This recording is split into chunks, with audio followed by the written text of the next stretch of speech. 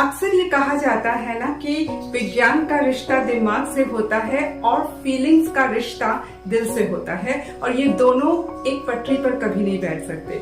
लेकिन मैंने देखा है कि क्वांटम एंटेंगलमेंट की थ्योरी जो है ना, वो सच्चे प्रेमी पर खुद ब खुद काम करने लग जाती है, हालांकि उनको पता ही ना हो कि क्वांटम एंटेंगलमेंट है क्या।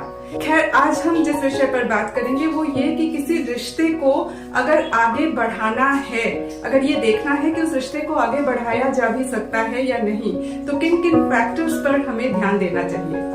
सबसे पहले तो ये देखिए कि वो इंसान खुद को एक्सप्रेस कैसे कर रहा है, कि हम बहुत इम्पोर्टेंट हैं, हमको बहुत इम्पोर्टेंस मिलता है, हम बड़े खानदान से हैं, हमारे लाइफ में बहुत सारे इन्वॉल्वमेंट है। अगर वो खुद को इस तरह से एक्सप्रेस कर रहे हैं ना, तो इसका मतलब ये कि उनमें इम्पोर्टेंस पाने की चाहत है और वो इम्पोर्टेंस पाकर खुश हो जाते हैं।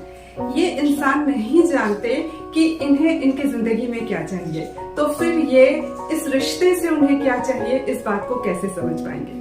दूसरा फैक्टर ये देखना है कि ऑनेस्टी है कि नहीं। ऑनेस्टी को जांचने का एक ही तरीका है, वो ये कि जो वादे वो कर रहे हैं या जो बातें वो कह रहे हैं वो निभा भी रहे हैं या नहीं। कई बार ऐसा होता है कि परिस्थितियों के चलते हम कोई बात जो है वो निभा नहीं पाते, जो कहते हैं वो कर नहीं पाते। तो ऐसी स्थिति में वो कम्युनिकेट कर रहे हैं कि नहीं, कह रहे हैं कि नहीं, कि इस वजह से हम ये नहीं कर पा रहे हैं। और जब वो कह रहे हैं कारण को, उसमें कितनी सच्चाई है वो आपकी आत्मा खुद ब खुद समझ जाएगी। तीसरा फैक्टर है, आपको ये देखना है कि चेतना का स्तर क्या है।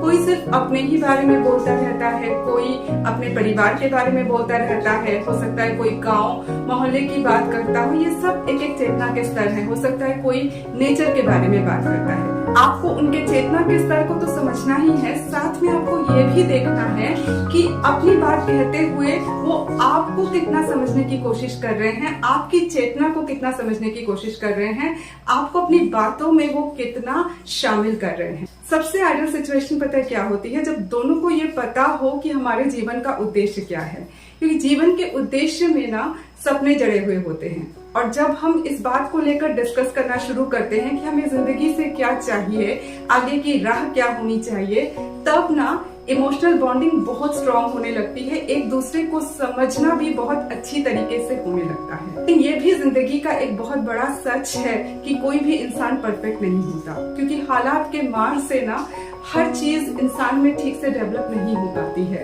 हो सकता है वो इंसान अपनी फीलिंग्स को दबा देता हो, बोलता ही नहीं है, उसने जिंदगी में हमेशा ही धोखे खाए हैं, तो ना वो ऑनेस्ट है, ना वो ऑनेस्टी पर विश्वास रखता है। उसे अपने आप से क्या चाहिए वो ये भी नहीं जानता। ऐसी भी स्थिति हो सकती है, लेकिन ऐसे हालात में आपको समझना ये होगा कि ये इंसान कितनी संभावनाओं से भरा है। तब आपको संभावनाओं की चेकिंग करनी होगी, और संभावनाओं को चेक करने का तरीका है, सबसे पहले ये देखिए कि वो सेंसिटिव हैं कि नहीं है।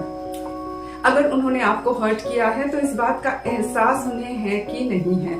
अगर आपने उनको हर्ट किया है तो भी वो कम्युनिकेट करते हैं कि नहीं करते। यानी अगर आपने इन्हें हर्ट किया या इन्होंने आपको हर्ट किया, दोनों ही स्थिति में वो कम्युनिकेट करते हैं कि नहीं करते हैं। अगर कम्युनिकेट करते हैं तो एक बात है, अगर नहीं करते हैं तो ईगो डिफेंस मैकेनिज्म को पकड़ ले रहे हैं। या तो वो आपको ही ब्लेम करके चुप रह जाएंगे, इस ब्लेमिंग को पकड़ करके ही वो कुछ नहीं करेंगे, या तो फिर उनको ऐसा लगेगा कि चलो छोड़ो, अब क्या कहना, इतना भी इम्पोर्टेंट नहीं है रिश्ता, या फिर वो भीतर ही भीतर डरते रहेंगे कि हम कुछ कहने गए, ऊपर से कुछ हार्श हमको कह दिया तो क्या होगा। तो इन सब स्थिति में ना क्या होता है, कम्युनिकेशन पूरी तरीके से बंद हो जाता है, और जिस व्यक्ति के साथ कम्युनिकेशन बंद हो जाए ना, उसके साथ रिश्ता आगे नहीं बढ़ाना चाहिए। पता है क्यों? क्योंकि यूनिवर्स जो है ना, ये एक प्रयोगशाला की तरह है, और हम लोग ना एपरेटस की तरह हैं। यूनिवर्स परिस्थितियों के जरिए हम पर प्रयोग करता रहता है, और इस प्रयोग के जरिए हमें बेहतर बनाता रहता है। और इस बेहतर बनने के सफर में कम्युनिकेशन बहुत इम्पोर्टेंट है। इस सफर में जो भी लोग शामिल होते हैं, उन लोगों को एक दूसरे से कम्युनिकेट करते हुए ही आगे बढ़ना पड़ता है। तो कम्युनिकेशन का बंद हो जाना एक तरह से यूनिवर्स के अलाइनमेंट से बाहर चले जाना है।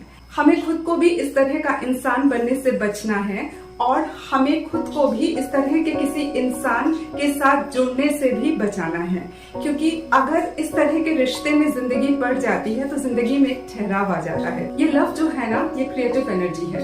ये अगर सही ढंग से जिंदगी में फ्लो करे तो हमें फर्श से अर्श तक ले जाती है। और यही प्रेम अगर फंस जाता है ना झूठे दिखावे में, गिफ्ट की चाहत में और दूसरों की बात सुन करके डिसीजन लेना, मर्यादाओं के बोझ से दब जाना, इसमें अगर ये प्रेम फंस जाता है ना तो फिर ब्लैक होल की तरह ये हमारी जिंदगी को निगलने लग जाता है। ये प्रेम जो है वो यूनिवर्स का एक गिफ्ट है। इसमें ऑनेस्टी और एस्थेटिक्स, ये दोनों चीजें होनी चाहिए। इन दोनों चीजों के साथ जब हम इस रिश्ते को संजोते हैं ना, तब जिंदगी जन्नत बन जाती है। और इसी का दूसरा नाम इंसानियत भी है।